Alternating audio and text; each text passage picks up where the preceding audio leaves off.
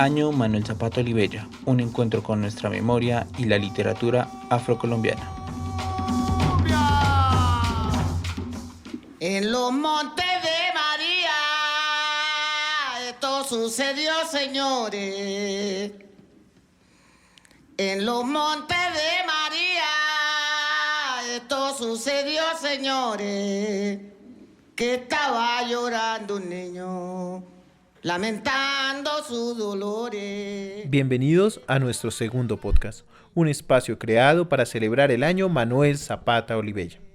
Hoy hablaremos sobre la vida y obra de este emblemático autor.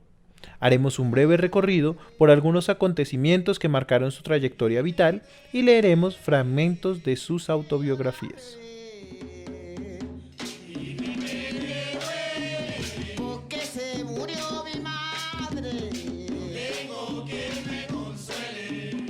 Manuel Zapata Olivella nació el 17 de marzo de 1920 en Santa Cruz de Lorica, Córdoba. Fue hijo de Edelmira Olivella, hija de una indígena y un catalán, y Antonio María Zapata Vázquez, profesor universitario. Su familia se caracterizó por ser de orígenes raciales diversos, como él mismo lo afirmó en su libro Levántate mulato, por mi raza hablará el espíritu. En mi familia todos los abuelos habían nacido engendrados en el vientre de mujer india o negra. Mis padres, mis hermanos, mis primos llevamos la pelambre indígena, los ojos azules o el cuerpo chamuscado con el sol africano. Un ángel le preguntó, dime niño, ¿por qué lloras? Vivió una infancia tranquila alrededor del río Sinú y se educó en el colegio La Fraternidad, fundado por su padre. Su niñez entonces estuvo invadida por el agua y la naturaleza. Entre caños y ciénagas, el río Sinú mojó mi infancia con sus aguas turbias. En la época de las lluvias, las crecientes inundaban las calles y patios. La población se convertía en una gran ciénaga donde nadaban los asientos, las mesas y baúles. Embarcados en bateas, los pequeños recorríamos las plazas remando con platos o empujándonos con alguna estaca arrancada de las cercas. Ay, negra, baila mi porro así, porro del río Sinú, como se prenden las velas, porro del río Sinú.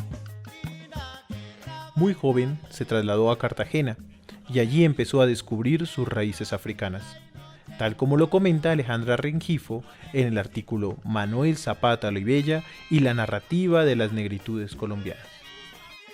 Siendo aún muy niño, su padre mudó a la familia a Cartagena de Indias, lugar en el cual Zapata Olivella empezó a descubrir lo que era ser afrodescendiente en un país que insistía en invisibilizar a los negros y a los mulatos.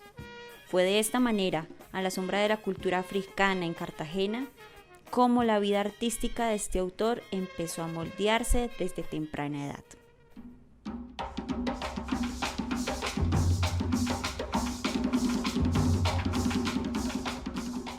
Finalizó los estudios secundarios en la Universidad de Cartagena en 1937 e inició estudios como médico para luego trasladarse a Bogotá y terminar la carrera de medicina en la Universidad Nacional. En la capital debió lidiar con diversas situaciones, tal como lo relata José Luis Díaz Granados en el texto Manuel Zapata Olivella, su vida y su obra. En ese entonces, Manuel Zapata Olivella era un estudiante de medicina que enfrentaba en la fría Bogotá los agobios de la discriminación, no solo racial, sino étnica, hacia el nativo del Caribe o costeño. Además, venido de un hogar humilde donde conoció innumerables privaciones, veía sobrecogido la injusticia social que se vivía en las salas hospitalarias de la capital. Los enfermos se atraían más, decía, por su llaga social que por su enfermedad misma. Y cuando alguno agonizaba ante mis ojos, veía en él la víctima de la sociedad que lo fatigaba, desnutría y condenada a muerte en un hospital desmantelado.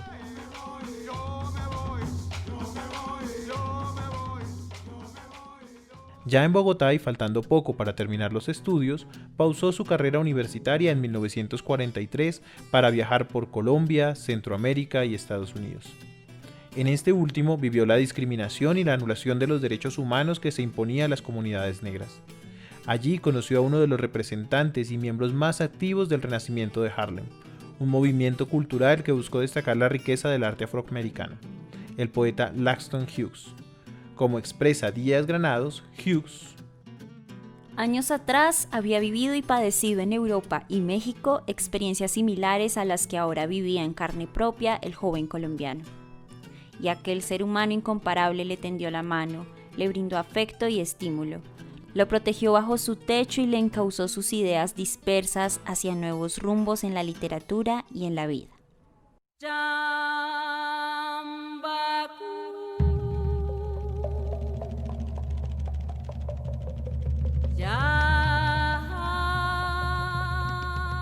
Tras el largo vagabundeo, Manuel Zapata Olivella regresó a Colombia en 1947. Se graduó de medicina y publicó Tierra Mojada, su primera novela. Después publicaría títulos como Pasión Vagabunda en 1949, He visto la noche en 1953, Los pasos del indio en 1958, Chambacú, Corral de Negros en 1963. En esta última novela narró la opresión a la cual estaban sujetos los habitantes del mítico barrio cartagenero, como bien lo expresa en Levántate, mulato. En la época en que no había dado con el origen de mi alimentación cultural y racial, nunca pude entender cómo mis tías y primos podían sobreponerse al dolor y la desesperación que oprimía a todos los habitantes de Chambacú. Mucho tiempo después, comprendí que la alegría de vivir les vacunaba contra todos sus abatimientos. Sabían reír. Los sábados, mucho antes de oscurecer, se escuchaba el retumbar de los tambores. Habían perdido el culto del lenguaje para invocar a los dioses africanos, pero Changó continuaba siéndoles fiel, presente con sus mágicos influjos.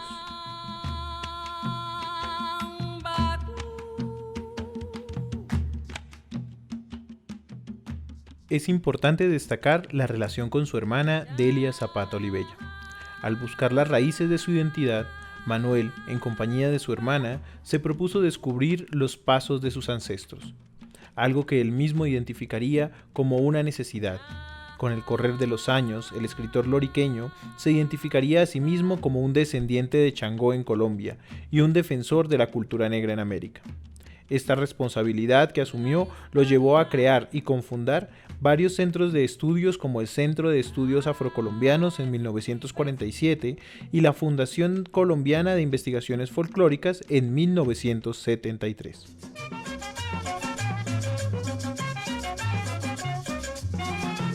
Oye mi voz de cancionera, oye el trobar de mi canción.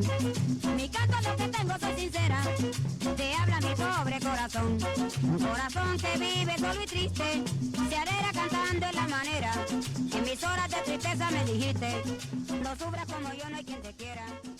En 1983 publicó su obra más conocida, Changó, el Gran Putas, la cual, en sus propias palabras, es la aguja de los ancestros para enhebrar la trama con las vidas y las muertes de 100 millones o más de africanos removidos en su tierra, casados y unidos por cadenas para ser trasplantados a la América. A continuación, un pequeño fragmento de la novela donde se describe el fenómeno de la esclavitud. Como estaba escrito, al tercer día, al amanecer del tercero, divisamos las distantes costas. Entre la algarabía de los pericos, las mujeres indias esperaban al muntu en la playa para amamantarlo con su leche. Suavemente humedezco su cuerpo con saliva para atezarle la cuerda de sus huesos, y suelto nadó solo, en busca del nuevo destino que le había trazado Changó. No sufras como yo, no hay quien te quiera. El legado de Manuel Zapata Olivella es muy importante, pues es considerado uno de los mayores representantes de la literatura afrocolombiana, y sus investigaciones dejaron un vasto conocimiento sobre la cultura negra del país. Murió el 19 de noviembre de 2004. Su último deseo fue que lo cremaran y sus cenizas se esparcieran por el río Sinú para que viajaran por el mar y lo llevaran de regreso a África. Bullerengue está llorando, se elevan sus cantadoras, hombre.